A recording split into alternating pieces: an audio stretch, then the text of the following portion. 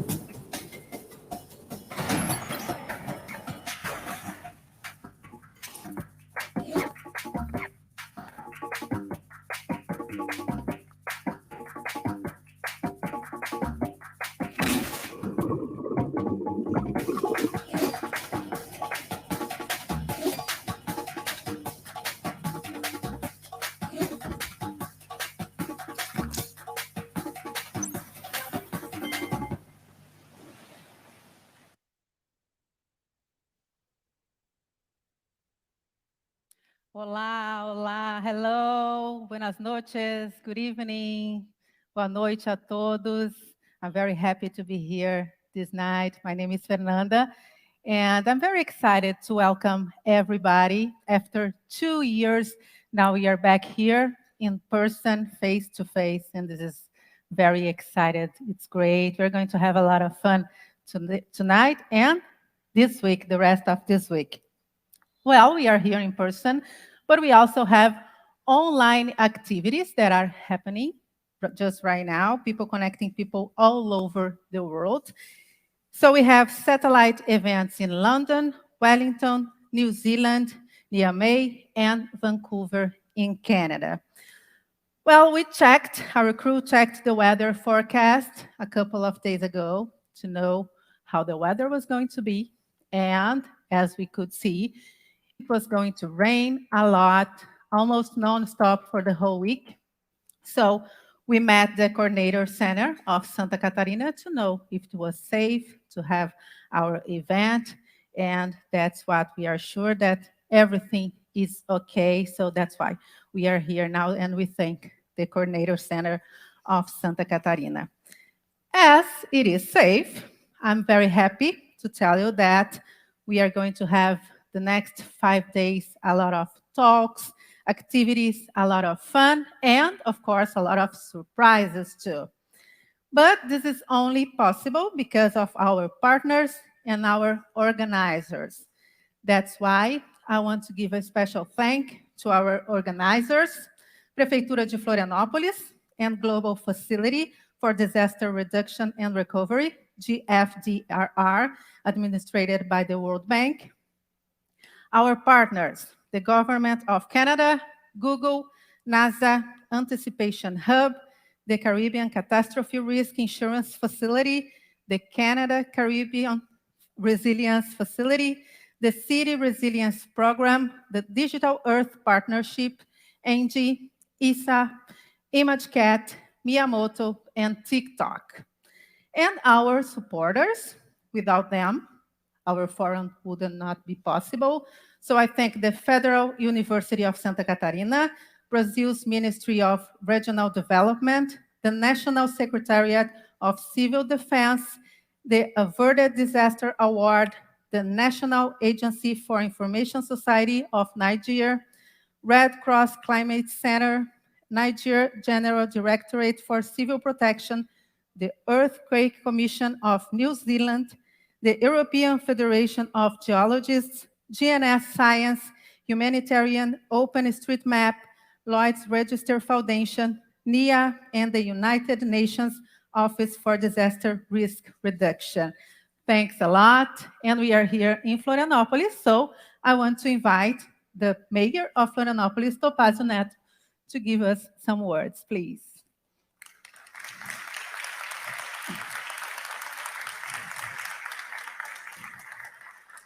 Vontade.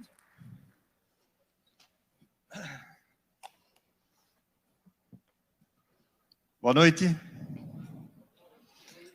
Boa noite a todos. Bem-vindos a Florianópolis, ou como nós chamamos, Floripa. Floripa é o nome carinhoso com que nós nos referimos à nossa cidade. Estamos na segunda cidade brasileira mais procurada por estrangeiros, uma das 10 que mais cedia eventos internacionais. Florianópolis é um misto, como talvez vocês já puderam ter visto, de uma cidade média e uma cidade grande. Nós temos, ao mesmo tempo, 50% do nosso território em área de preservação permanente. Nós temos uma das melhores qualidades de vida entre todas as capitais do Brasil, com índice de desenvolvimento humano de 0,85, e os melhores índices de segurança pública entre todas as capitais. Portanto, aproveitem a cidade de tudo que ela tem de bom para lhes oferecer. Podemos nos orgulhar, por exemplo, de ser a primeira cidade criativa UNESCO no ramo da gastronomia. E quem passou ali pela recepção e viu as ostras de Florianópolis, Florianópolis produz mais de 90% de todas as ostras produzidas no Brasil. Quem tiver a oportunidade depois de provar as nossas ostras, tenho certeza que vai adorar todas as ostras. A nossa economia é sustentável, baseada fortemente no setor de tecnologia e no setor de turismo. Esses são os dois principais setores que movem a economia da nossa cidade. Sem perder nossos costumes e tradição, mas ao contrário, valorizando toda a nossa tradição da cidade, a gente quer seguir expandindo o setor de tecnologia e economia criativa, fazendo com que a cidade gere cada vez mais empregos e os empregos do futuro. No ano passado, no pós-pandemia, Florianópolis foi a cidade, no estado de Santa Catarina, que mais gerou empregos, e esses empregos vêm cada vez mais desses setores, tecnologia e turismo. Mas nós vamos aproveitar que está chovendo muito, e como a Fernanda falou, a previsão de chuva para essa semana se mantém durante toda a semana, mas como aqui todo mundo está envolvido com área de risco, penso que não é um problema tão grande assim. Eu queria que tivesse sol, né? Mas a chuva pode ser um problema. E a gente sabe que essa chuva, quando ela é intensa, da forma que ela está sendo, ela acaba gerando problemas de alagamento e problemas de deslizamentos, eventualmente, na cidade. Nós temos uma boa área de defesa civil e que toma todo esse cuidado. Temos um grande programa de voluntários aqui na cidade, vejo aqui alguns dos nossos voluntários da nossa Defesa Civil.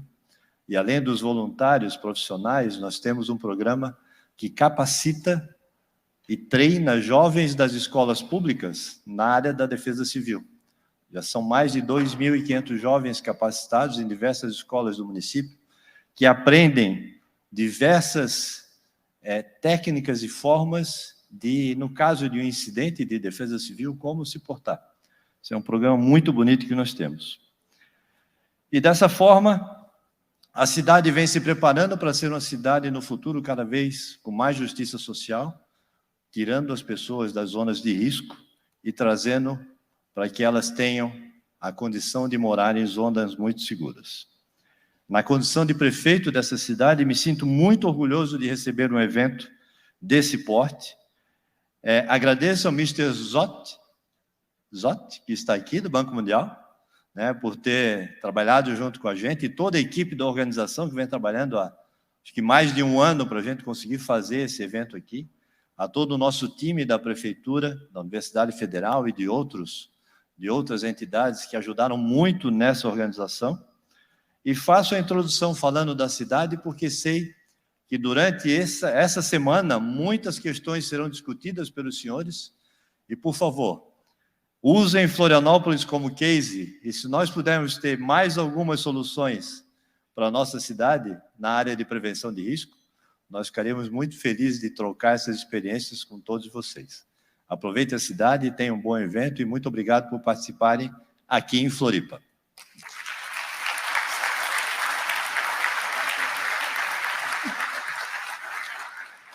Thank you. Now, I want to welcome Johannes Zutt, Country Director for Brazil, World Bank. Okay.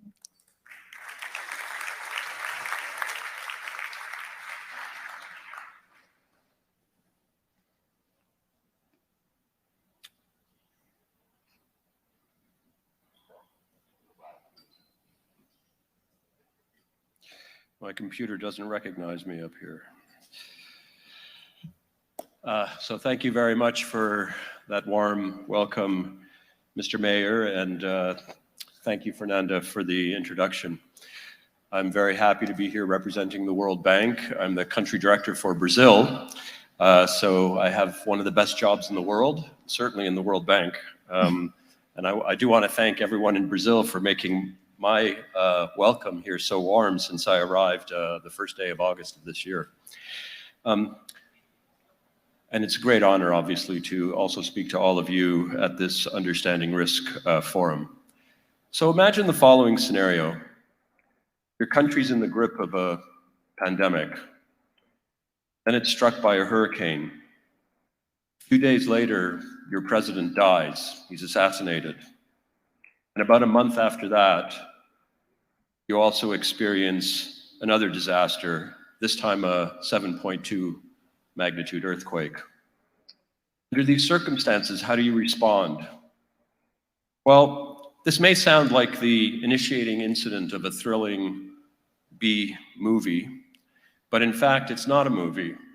This actually happened. It actually happened to Haiti in July and August of 2021. Unfortunately, Haiti is not only the plot, potentially, of a frightening future movie. It may be an example of an increasingly plausible reality for many of our countries. As we are reminded, it seems, almost every week, we face a reality where hazardous events are increasingly interrelated and disaster impacts cascade in unpredictable ways. We live in a world of compounding risks. Far too often, we're now witnessing disasters triggered by natural hazards that are threatening the lives and livelihoods of many of us. And mostly the world's most underserved and vulnerable populations, the marginalized and the poor, who are often forced by their circumstances to live in places where disasters are more likely to strike. Year over year, we're seeing extensive flooding, prolonged drought, hurricanes, earthquakes, and perhaps more insidiously, a continuing accumulation of smaller but more frequent events that together are causing billions of dollars in damage every single year, and often reversing years of progress in development and poverty reduction. We're here in Brazil, in the beautiful city of Florianopolis on the island of Santa Catarina, and we're in a very beautiful neighborhood here of very well-to-do people who are going to be exposed to hazards simply by the fact that they're living on a beautiful beach. But most of them are well enough off to be able to make other choices if they wish and can survive the sorts of disasters that come to them. Brazilians aren't all that lucky. In 2020 and 2021, about 12 million people were affected by flooding and landslides in this country. Out of that 12 million, about 830,000 people were displaced or even lost their homes, and over 500 people died. So for many, many people, disaster is a life-changing event, and it doesn't change their lives in positive ways. Now, Haiti and Brazil are not exceptions. Just over the last few months, we've read about drought in Ethiopia, Kenya, Somalia.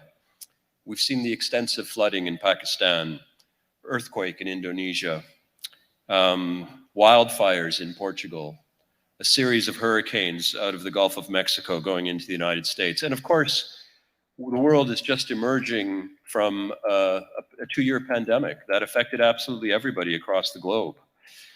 Disasters can affect any country, but low and middle income countries suffer the worst impacts because they're less able to cope with disaster when it strikes.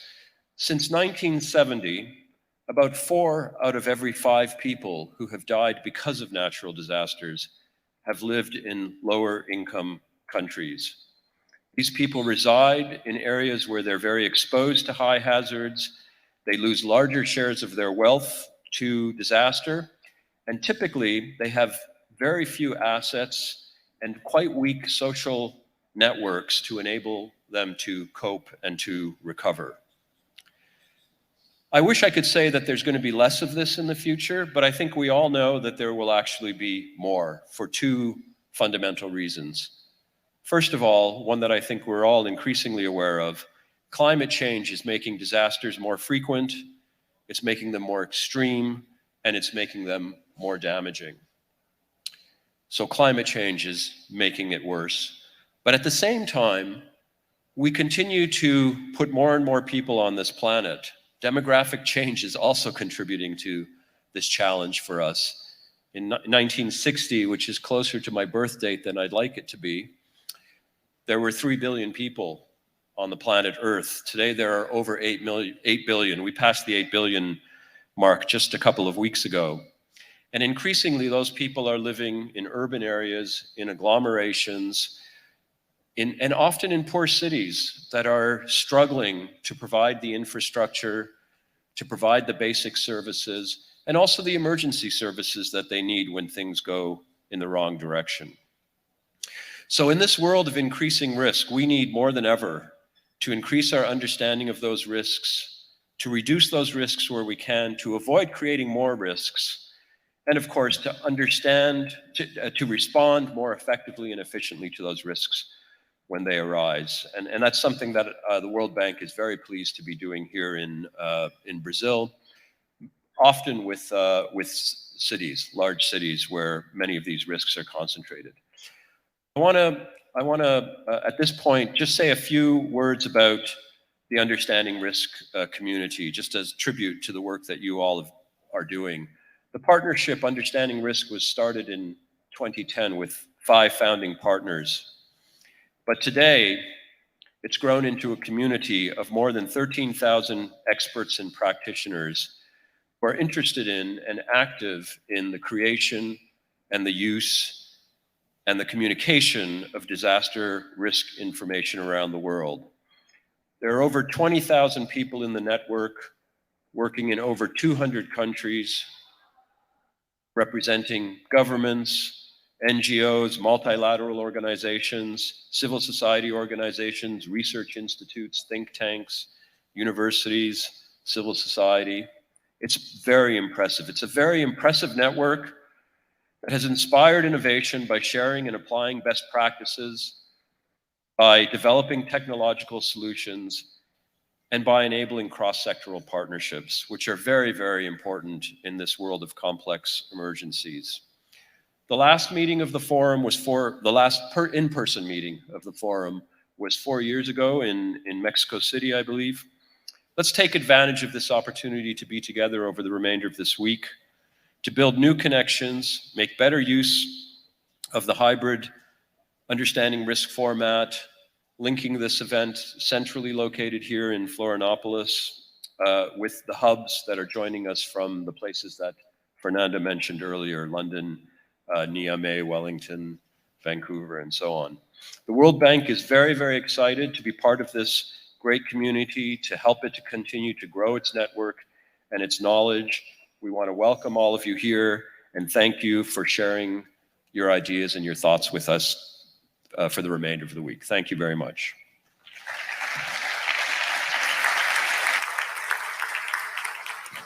Thank you, Johannes Zutt, Country Director for Brazil World Bank. And now I would like to invite to the stage Coronel Alexandre Lucas Gomes, National Secretary, Civil Protection.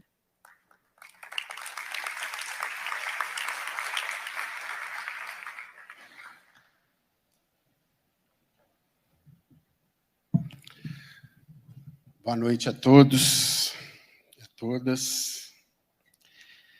Depois de brilhantes palavras daquele que me antecedeu, eu resolvi mudar um pouco a minha fala para aproveitar esse tempo para contar histórias. Porque me parece que esse é um evento onde contaremos muitas histórias, trocaremos muitas histórias e cresceremos com muitas histórias. Quero começar agradecendo em nome do governo brasileiro a presença de todos, aqueles que nos visitam, que vieram de outros países. Sejam muito bem-vindos ao Brasil, é uma honra recebê-los.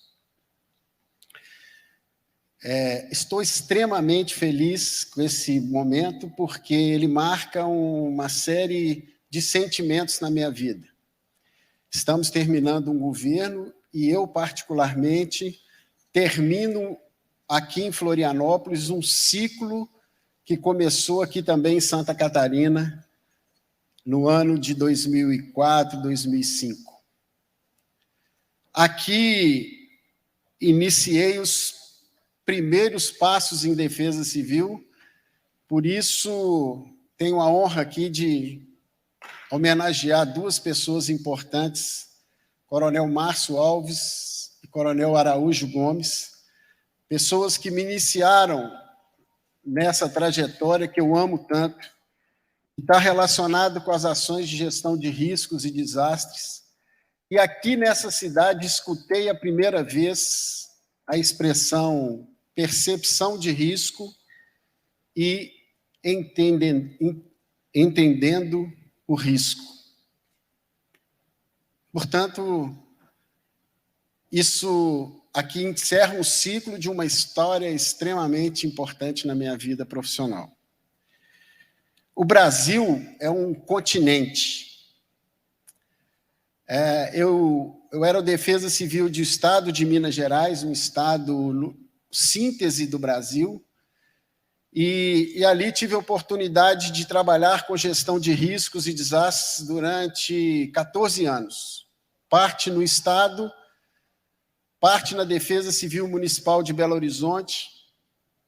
E aí eu quero fazer uma homenagem a todos os coordenadores municipais de defesa civil do Brasil, todas aquelas pessoas que aqui estão e que estão nos vendo pela internet, que militam na gestão de riscos locais, municipais.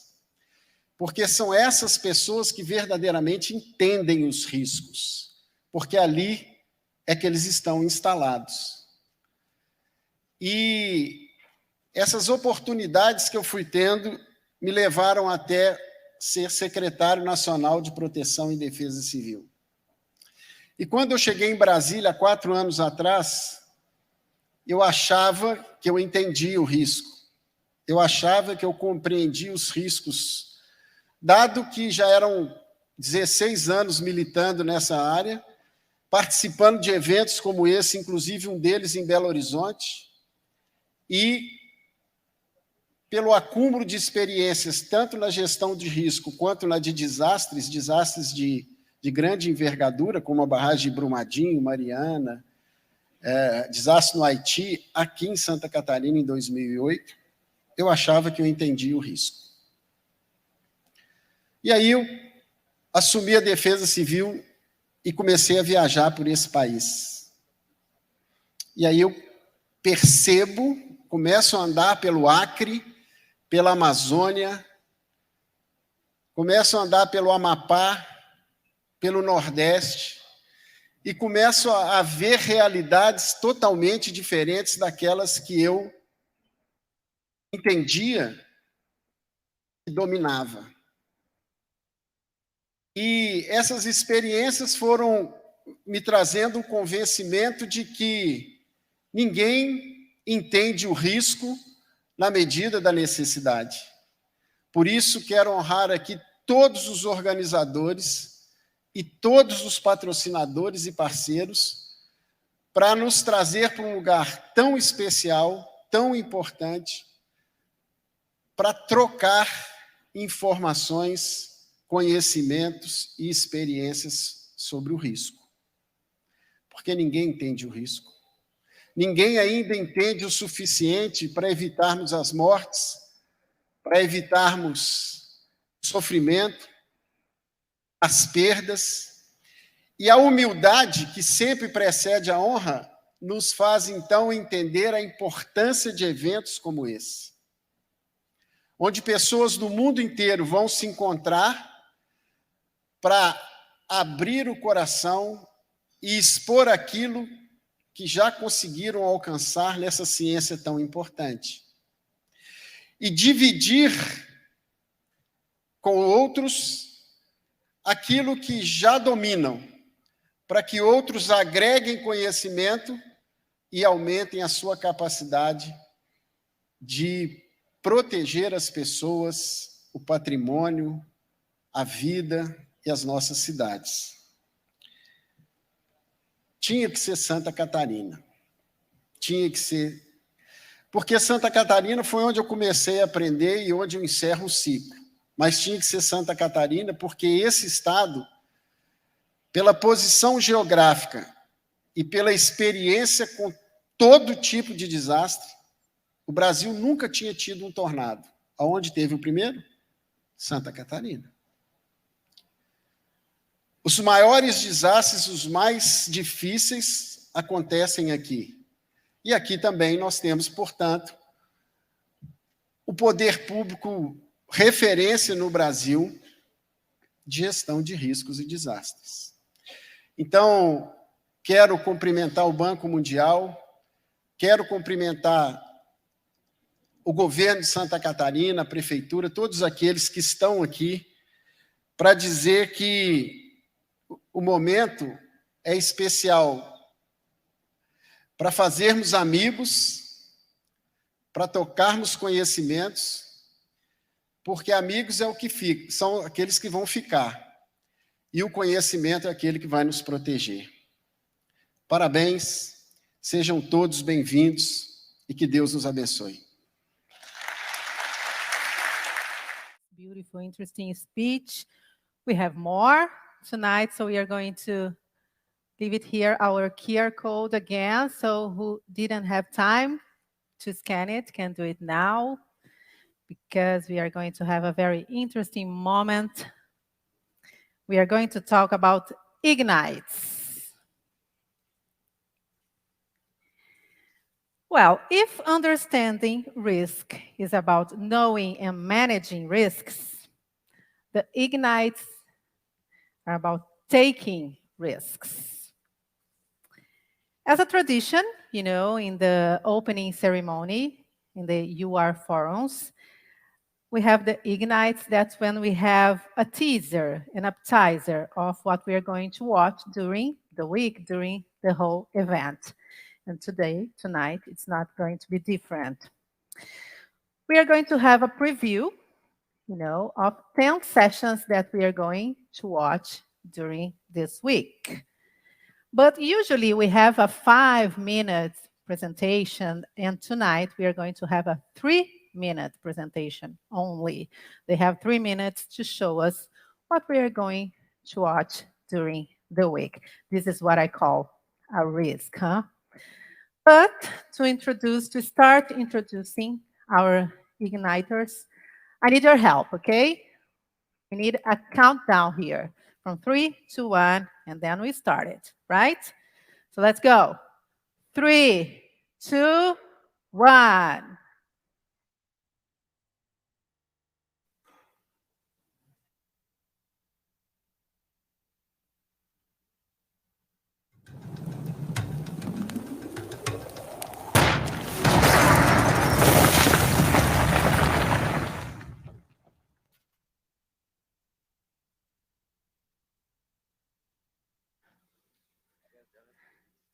Let's start with Pierre Zanowski from France. Thank you. Good evening, everyone. So my name is Pierre Zanowski. I'm very happy to be here. So I was supposed to start my talk by inviting you to look at the bright sky. So let's use our imagination. Let's imagine we are looking at stars. You might see planets. You might also see Earth observation satellites passing by. So thanks to space agencies, thanks to private companies, Earth observation technologies are offering an unprecedented way, to look at planet Earth and to document risk. Combined with artificial intelligence and in situ data, we are getting closer to what we call digital Earth, a digital representation of Earth that is available to all and mobilized for sustainable development. Thanks to Earth observation technologies, we are getting better at identifying, for instance, where people live, how cities are evolving, and where and what is exposed to natural hazards. Thanks to Earth observation technologies, we are getting better at monitoring and predicting natural hazards, where and when they could occur, but also understanding the impact of climate change on those natural hazards. Thanks to Earth observation technologies, we are getting better at thinking and designing solutions, mitigation and adaptation measures, for instance, nature-based solutions, monitoring urban canopies in cities. But what is the value of a digital Earth if it cannot serve the most vulnerable, if those people cannot act upon it? So that is a question, how to make Earth observations really work for the most vulnerable. And I'm very pleased to announce a new Digital Earth partnership program together with the European Space Agency that will specifically address that question. And through that program, we really believe in an approach that will favor low-cost solutions. So for instance, lowering the cost of satellites, data imageries, drones, and so on. We also are strong believers of open models, open data, open source software, open data, open standards, that can support replication, adaptation, and also the scaling up of solutions. We also believe strongly in localized approach, government, communities that are the owner of the whole process from data to decisions. And finally, we strongly believe in a partnership approach. So partnership with international organizations, of course, such as the European Space Agency, NASA, and others, but also local implementing partners, those intermediaries that can really bring, the local context. So for that session, I'm very pleased to have a few of those members, including Alex Chenet from ESA, Alberto Lorenzo from Indra, Philippe Hippolyte from Humanitarian OpenStreetMap team, my colleague Luana Cowan from DFDR, and Andrew Schroeder from Crisis Ready. So please join. It's on Wednesday, 30th, 11:45. My name is Pierre Zanowski. Thanks a lot. I hope you're curious, right, about the whole speech. Thank you, Pierre. Now let's go on. Give it up to Claudia Herrera from Central America. Thank you. In Central America, disaster is not a matter of if, it's a matter of when. It's an urgent matter. We have been facing and we have been affected by disaster in the last 20 years. 958 disasters affect our countries. causes 2,100 billions of economic losses affecting the development of our territories. 7.4 of our GDP were affected just in 2020, and this caused the delay of 8 years in our developments. 1 million, 1.5 million of our population were displaced by cause of the disasters. And also 4 million of our populations are in crisis of food insecurity. These figures is really demanding that we have to strengthen our capacities at government level and also with a community approach. But we have to share also our opportunities that we have in Central America. We are the only region worldwide that has a policy to comprehensive disaster management harmonized with the Sendai framework. We have regional mechanisms that allowed us to coordinate a better response in the 8 countries that belong to the integration system. We have also the regional drills, unique experience worldwide. We want to share all these strengths that we have and also our challenges and also our lessons learned. Please share with us these 4 days how we are establishing coordination strategic alliance with World Bank, with NASA, with ESRI, with Amazon to use science and technology through our regional platform of coordination that allows our country to have better information, to have better understanding about the threats that they are facing, and to have more data to take more decisive actions informed, and to have a better response to our population that are highly exposed and in very vulnerable conditions. Thank you very much. Yeah, thank you, Claudia Herrera from Central America. Now, please welcome Shubarup Ghosh from Los Angeles.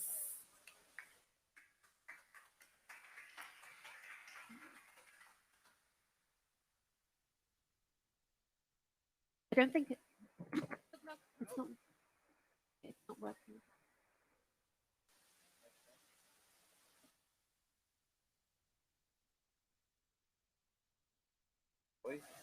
Hello. Okay. Boa noite. Collapse of society is not inevitable. As we saw recently in the past few days, losing a game did not trigger a national collapse for Argentina. They brilliantly recovered from that in their next game with Mexico. When a country is faced with major disasters from different sources, what matters is how the country or the societies react, how they respond, how they recover, and learn the lessons and apply it to the next disaster. We live in an interconnected world today. What this means is collapse of one society can affect several societies right next to it or hundreds and thousands of miles away. Today, societies in different parts of the world respond differently to the same problem that they're faced with. And it really depends on the economic factors, the political factors, the organizational factors that affect these countries. In the session, Connecting the Dots for Multi-Hazard Risk, we are going to hear experiences from different communities from different parts of the world and on how they're using different approaches to address these problems. We have a fabulous lineup of panelists from different parts of the world, starting from the national government in the Philippines, from national government in Antigua and Barbuda, regional government, from the donor's perspective, from the catastrophe risk insurance facility in the Caribbean. We have asked the panelists to address 2 questions. What does multi-hazard risk really look like in your region? And what are you doing about it? What kind of solutions are you working on? Is it long-term planning? Is it addressing the problems with core societal values? Or is it community-driven? In this session, we are going to explore how we connect these dots. As a society, I would like to believe that we are better off today than the past because we have a history, we have an understanding of the past, and we can predict the future, what the future looks like. So in this panel, we are going to explore how the different communities are addressing these risks through planning, through financial resources, and through policy changes. What we are going to do in this session will be utilizing a theme that is very, very timely right now. We are in the middle of the World Cup. No better way to kind of have a unifying discussion about multi-hazard risk through a soccer-themed session. Come find out, see us on Wednesday at the UR Club between 10:15 and 11:15, and see how we solve the world's problems using a soccer-filled fun session. Thank you. Thank you, Shubarup Ghosh. And our next igniter is Misha Khan from UK.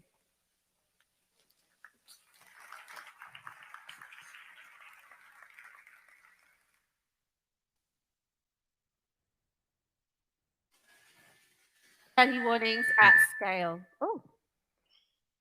Early warning systems. They are the driving force of action. And what better way to explain this than the events that have happened in the last couple of days?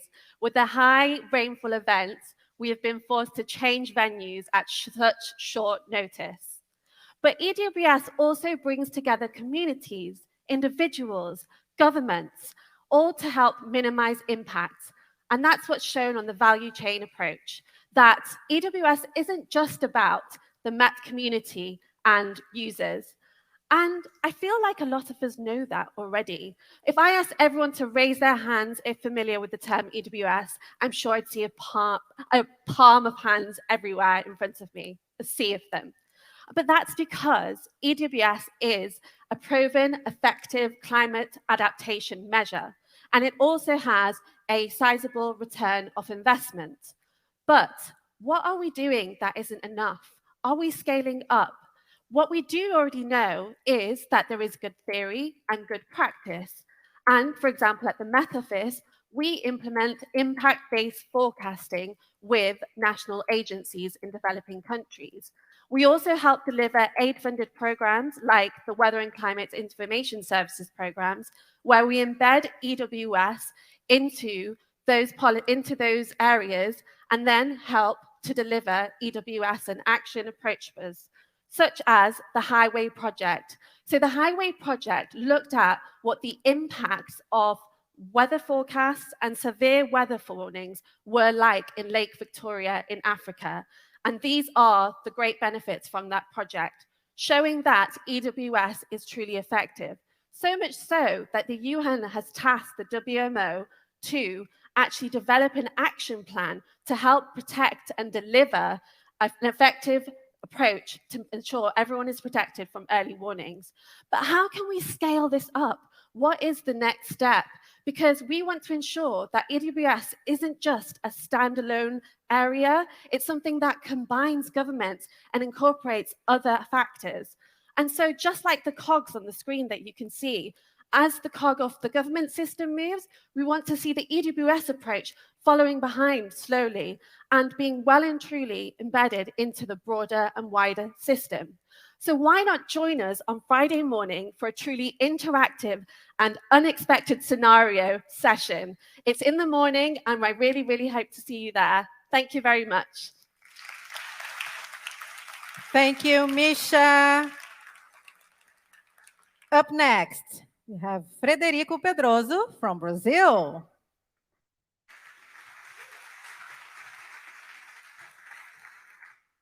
Boa noite. Good evening, everyone. We are capable of adapting. I believe the global pandemic just has shown us that we're capable indeed to change things quickly. And today's event and the change of venue has shown us that we are capable of doing that. We're also capable of innovating, right? So we are capable of bringing science, technology together to save lives, not only because of wars, but also because that we need to change and save lives. We are capable of sharing not only knowledge, we're capable of sharing our goods, we're capable of sharing our natural resources, and we do that on a constant basis every day.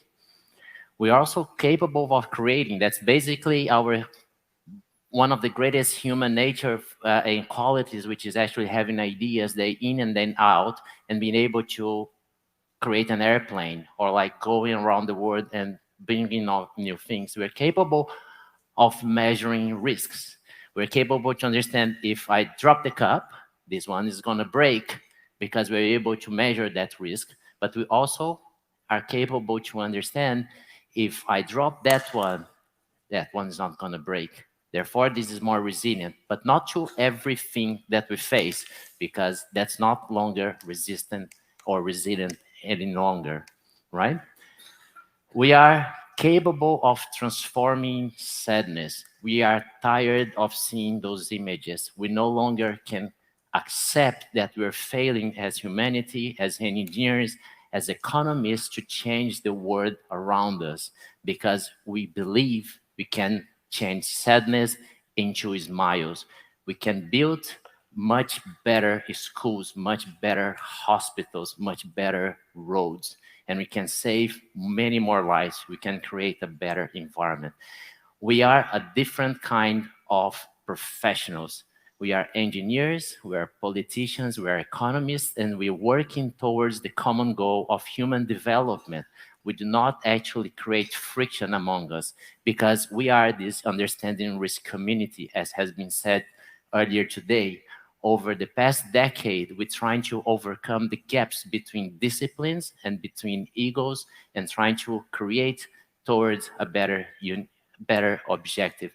And we are here with one objective, only one objective among everything else, which is to create a safer, a nicer world. And in today's event and in this week, we're going to actually be talking a lot about resilient infrastructure. I truly believe that we're capable of having more reinforced infrastructure that's going to deliver the human development and the economic development that we are looking for. Thank you very much.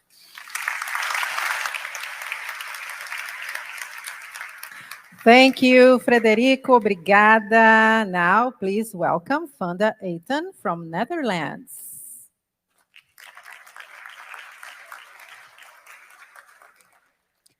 So, we are here today in the face of climate crisis to learn how to write Waves of Risk in Floripa. Welcome everyone, I am Funda from University of Twente in the Netherlands. So, I believe that you all followed COP27. And one of the outcomes is to provide funding to overcome losses and damages due to climate extremes. So how are we going to use this funding? I believe we all have some ideas. But first of all, we need to better predict the future. And for this, we need to learn from the past. Learning from the past requires understanding dynamic risk conditions and multi-impact. So, past is the key to the future. Doesn't apply when the future is much more complex than the recent past. So this means that we need to understand uncertainties. However, quantifying uncertainties, it's not the main problem. The main issue is how to communicate these uncertainties to stakeholders who require different information. So we need to look ahead. How are we going to do this? We need to understand global conditions, and we need to translate it into local information. But the thing is, climate information is abstract. So it doesn't answer the needs of the stakeholders. Therefore, we need to combine it with various information like land use or socio-demographic and economic trends. We need to adapt changes by understanding multi-hazard and multi-sector impact chains. We also need to co-develop together with the stakeholders. Co-development is the future. It is the way to overcome uncertainties because we involve various information coming from different stakeholders. So, tomorrow, we will talk about multi-hazard risk, and complex impact chains. And we will talk about how to do this by using an open digital platform. And I talk about various challenges. We will also deal with these challenges from the megacity and small island perspectives, because country-specific information is very important for stakeholders. So tomorrow at 10:15, we will be waiting for you to share our approach and also to learn from you. Thank you very much. Thank you, Fonda. Tomorrow, huh? So up next, let's give it up for Elizabeth Emmanuel from Caribbean.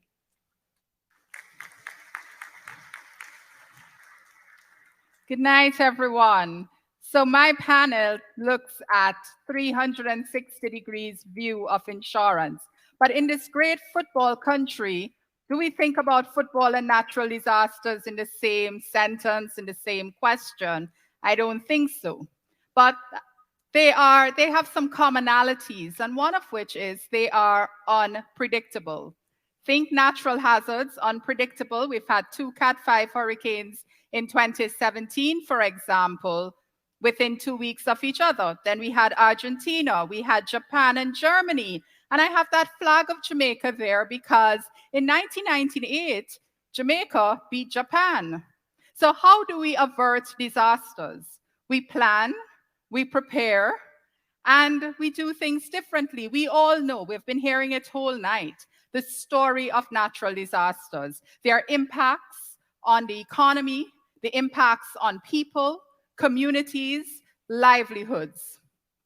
But what if we can, for example, scale up instruments and mechanisms such as insurance? And this panel is going to look at insurance in all of its dimensions. But importantly, we're going to be looking at social protection and insurance. How do we make insurance more inclusive? How do we make social protection mechanisms more shock responsive? So this particular panel, we're not looking at cat bonds and dedicated reserve funds. We're really looking at insurance at the macro, meso, and micro levels. We're looking at it 360 degrees. We're looking at better practices, lessons learned. We want you to share your lessons learned with us. So we're integrating our audience in our panel. So we're not going to take you around in circles, but we're really going to take a deep dive. But what next? We're going to look at opportunities that we have to scale up insurance, to protect the most vulnerable amongst us. But we're going to explore the challenges, because at the end of the day, we're looking for a sustainable future. On Wednesday at 11:45 a.m., no better place to be than at our panel. So we look forward to seeing you all. Thank you very much. Thank you, Elizabeth. Now, please welcome John McCloskey from Ireland.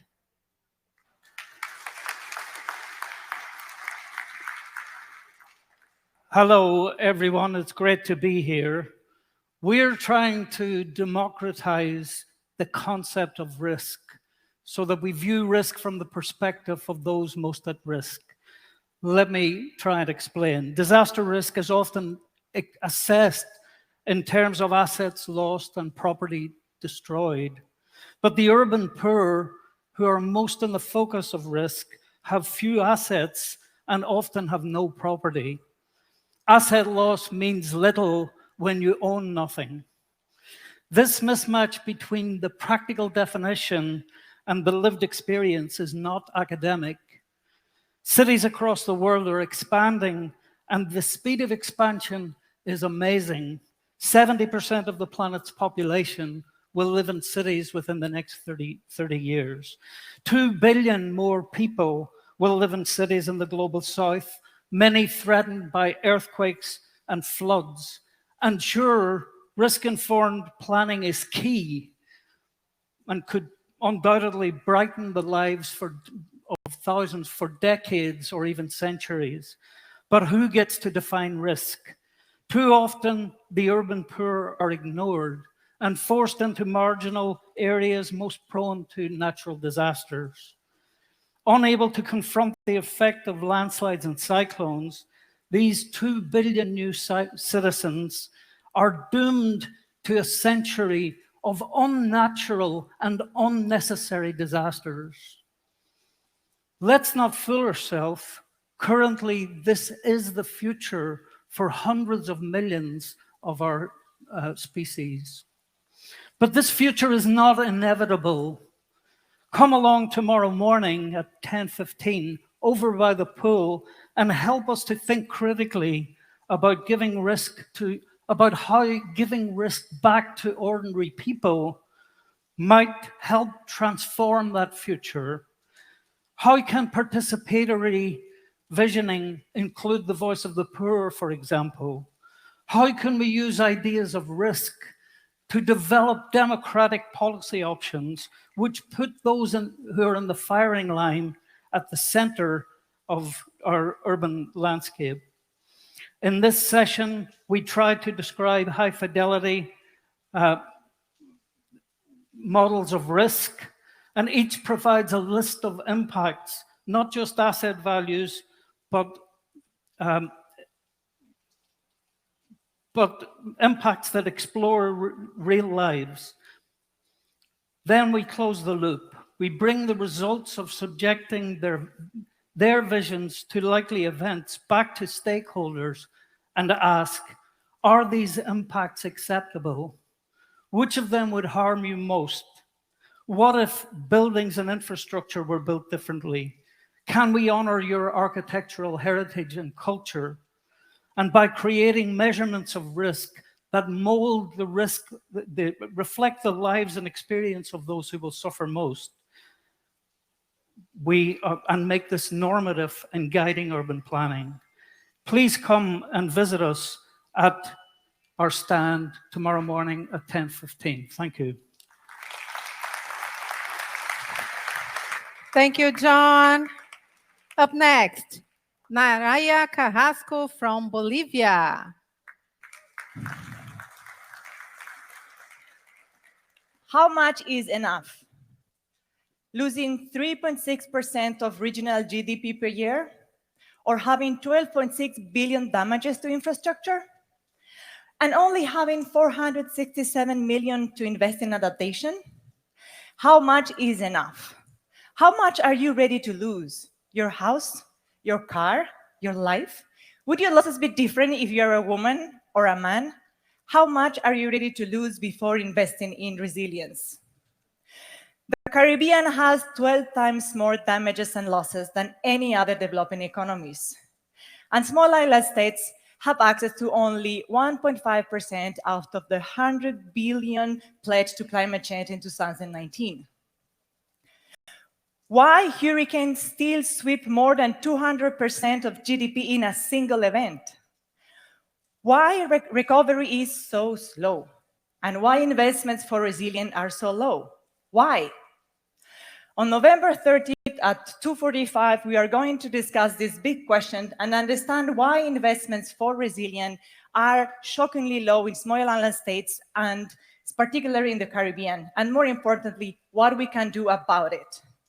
On December 1st at 9:30, we are going to run a training to learn from a tool on how to assess recovery capacities with an examples from the Caribbean, including La Soufriere volcano eruption in St. Vincent and the Grenadines. Gender inequalities make recovery for women even more difficult, and they are disproportionately affected. We know that. And the Caribbean is doing big efforts to close the gender gaps and support women become more resilient. However, are we bringing the necessary financial support that women need to be more resilient and recover faster, to close gender gaps and increase social capital? By the way, have you ever heard about gender budgeting? On November 29 at 4 p.m., you can join us to learn about the efforts in the Caribbean, how to increase social capital, close gender gaps, and bring in the necessary financial resources to support women recover faster and be more resilient. On December 1st at 2 p.m., join us to learn how to do gender budgeting, to transform good intentions into real actions. Gender budgeting. Now you heard it 3 times, and here you have the chance to become an expert. These 4 sessions are brought to you by the Canada Caribbean Resilience Facility, which is partnering with 9 Caribbean countries to accelerate recovery, increase resilience by addressing implementation bottlenecks, building recovery capacity, and in strengthening public financial management. We'll be very happy to welcome you in these 4 sessions on the understanding risk. Thank you so much. Thank you, Naraya. And last but not the least, we have Nicholas Jones from England. Hello, Understanding Risk. So I'd like to talk to you about extreme heat in cities. The world is getting hotter, but the temperature rise in cities is faster still. And in the last decade alone, we have seen 7 of the hottest years since records began. Now, if you work in city government, a heat wave really matters to you. It can affect the city's economy, it can play havoc with the city's infrastructure, and it can have profound impacts upon the health of your citizens. So why are cities getting hotter so much? Well, stand in an informal settlement or stand in the central business district. You'll be surrounded by asphalt, concrete, packed earth, steel. Materials that absorb the sun's energy and radiate it back at night. Over in the countryside, we're surrounded by trees, vegetation, and water bodies that exert a cooling influence. But especially in the more marginalized and historically disadvantaged neighborhoods of a city, you don't have that so much. The result is that climate change is affecting cities in a profoundly unequal way. And people living in those marginalized neighborhoods during a heat wave can be facing heat stress levels that are just so far above and beyond what their neighbors may be experiencing. Cities around the world are moving from awareness to heat action plans. And in our session, we want to discuss some innovative heat assessment approaches that can help by strengthening the evidence base that the city has and by engaging citizens in the process. We want to learn from some citizen science campaigns that were carried out in South Africa and Indonesia, where volunteers took thousands of heat measurements around their cities with sensors mounted on motorbike handlebars.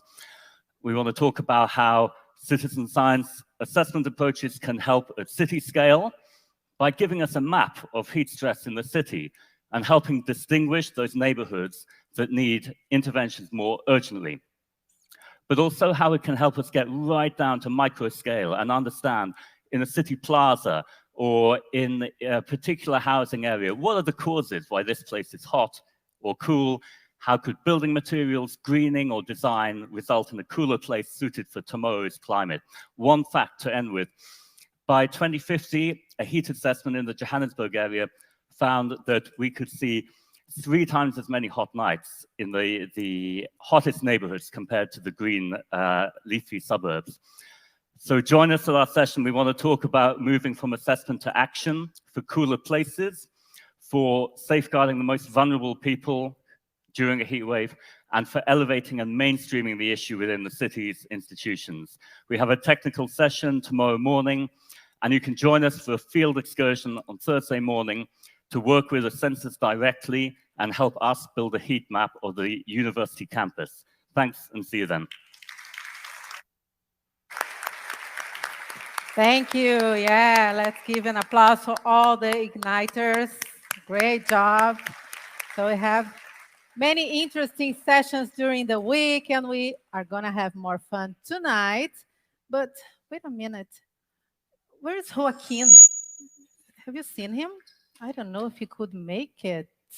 Oh, there you are. I'm here. Oh Thank my you. God. Hey. Hello, Igniters. Hello, UR. Thank you for coming. I hope I didn't miss much. Well, Oh, okay. Yeah. you have time during the week. Well, thank you very much, everybody. Understanding risk is for you and created by you. No? This week, we are going to be together for the whole week. A lot of things happening. I think it's going to be very refreshing being able to be together again after 4 years, face to face, having connections, making new connections. We're having an incredible community, as we say, understanding risks, the community of communities, from people from NASA to people from TikTok, from modelers, from the World Bank, from the BRDE, from the Bank of Development in Brazil, from people from Indonesia, from people from United States, from Bolivia. So we are going to have a lot of fun this week. I hope we enjoy very much. I think also, we prepare a great event for you to enjoy in the fortress, but we are not going to let the rain down our spirit. We make understanding risk, we are going to make it fun. So this week, today, we are not finishing the event. We are starting a week of events. Tomorrow and Wednesday, we're going to have technical sessions, and we are in a very nice place, and hopefully the weather will help us, and we will have fun outside. If not, we're going to have fun inside. On Thursday and Friday, we're going to have what we call the focus sessions, and we will have trainings and workshops in the University of Santa Catarina. So this week is packed. It's going to be fun, Fernanda. Yeah, I know that. But you were supposed to bring a surprise. You didn't forget, did you? Oh my shoot. God. I have to go back to the fortress. Okay, Just a I second. help you. Yeah, I go with you.